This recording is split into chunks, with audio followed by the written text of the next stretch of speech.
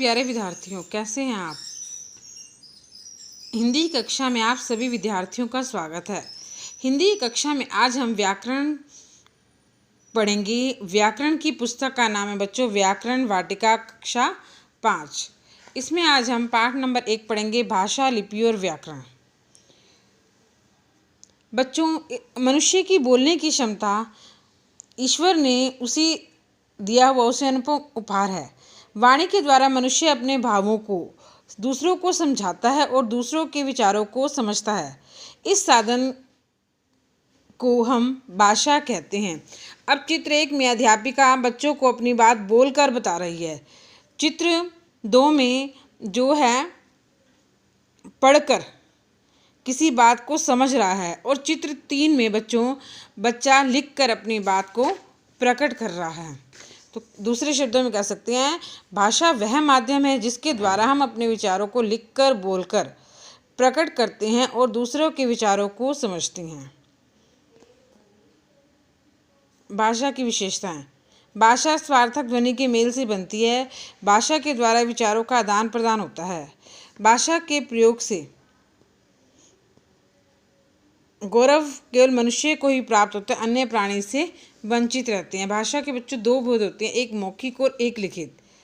जब हम अपने विचारों को बोलकर प्रकट करते हैं तो उसे मौखिक भाषा कहते हैं, जैसे भाषण सुनना, कहानी सुनाना, घटना का वर्णन करना। और लिखित भाषा क्या होती है, जब हम विचारों को लिखकर प्रकट करते हैं तो उसे हम लिखित भाषा कहते हैं, जैसे पत्र लिखना, उत्तर लिखना। हमारी बच्चों मातृभाषा क्या है, हिंदी है और यही हमारी राष्ट्रभाषा है। अब अगला प्रश्न आता है, लिपि किसे कहते हैं। किसी भी भाषा के वर्णों के लिखने के ढंग को लिपि कहते हैं। हर भाषा की अपनी अलग लिपि होती है बच्चों। जैसे अंग्रेजी की लिपि नोमन होती है, पंजाबी गुरमुखी, उर्दू की फारसी और गुजरात की देवनागरी। हिंदी का उद्भव संस्कृत भाषा को माना जाता है। अपने उद्भव के पश्चात हिंदी में कई परिवर्तन हो गए और आज हिंदी जन जन द्वारा भाषा बोली जाती है। 14 सितंबर 1949 को संविधान में हिंदी को राजभाषा के रूप में स्वीकार किया गया था। आगे है बच्चों बोली और उपभाषा।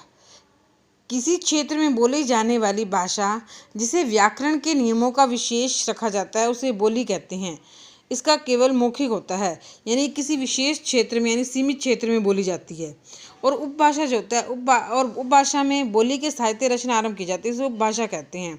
जैसे कि रामचरितमानस, सूरदास की सूरसागर। अब अगला क्वेश्चन आता है बच्चों, व्याकरण किसे कहते हैं। अब कोई भी चीज़ है बच्चों, उसको शुद्धता लिखनी चाहिए, सार्थक हो, उसमें कोई गलतियां ना हो। तो भाषा को लिखने के ढंग, भाषा के शुद्ध रूप से लिखने और बोलने के लिए जिन नियमों का ज्ञान हमें बच्चे कौन कराता है, व्याकरण। व्याकरण क्या एक शास्त्र है बच्चों जो हमें भाषा को शुद्ध लिखने और बोलने के नियमों का ज्ञान कराता है।